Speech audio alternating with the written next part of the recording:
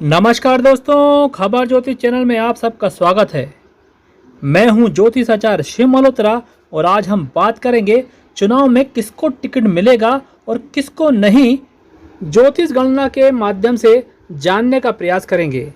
चाहे वो सांसद का टिकट हो, चाहे विधानसभा का, चाहे महापौर का, चाहे नगरीय निकाय चुनाव का, चाहे पंचायत का, कोई भी टिकट हो। जब चुनाव में टिकट की बात आती है तो हम कैसे देखेंगे, आज हम उस पर चर्चा करेंगे।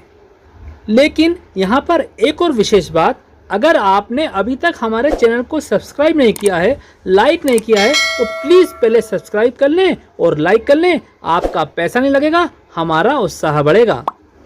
जब भी कोई चुनाव के टिकट की बात आती है तो सबसे उसमें प्रमुख जो रोल होता है वो तीसरे भाव का होता है और 11वें भाव का होता है। ये दोनों भाव बहुत महत्वपूर्ण होते हैं चुनाव की टिकट प्राप्त करने के लिए।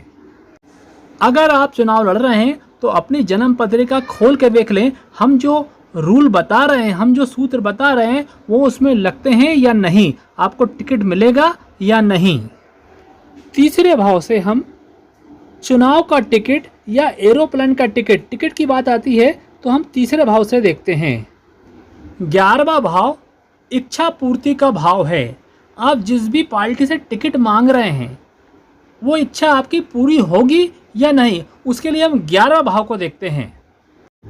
हम जो सूत्र बता रहे हैं, चाहे तो आप उसको प्रश्न कुंडली में लगाकर देख लें, चाहे अपनी जन्म कुंडली में लगाकर देख लें, और या फिर आप चाहें तो केपी पद्धति में इस सूत्र को लगा के देख लें।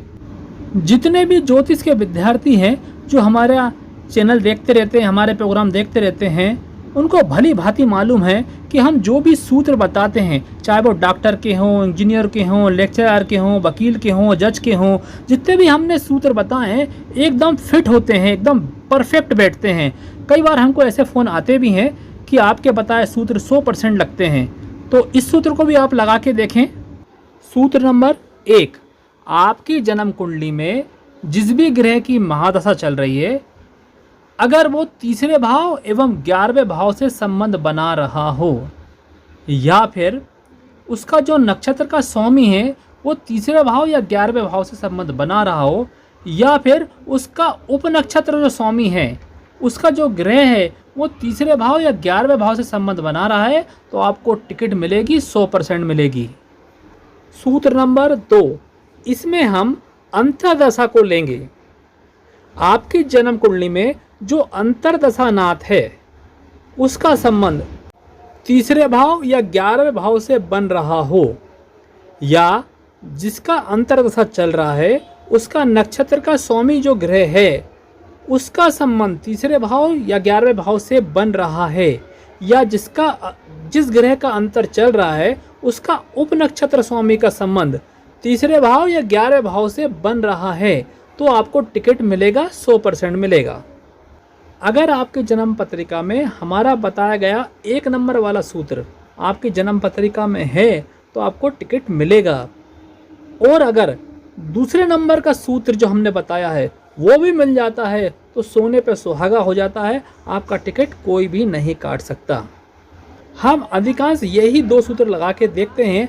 अगर आप चाहें तो प्रत्यय अंतर को भी इसी तरह देख सकते हैं, परंतु हम ये महादशा और अंतरदशा ही अधिकांश देखते हैं।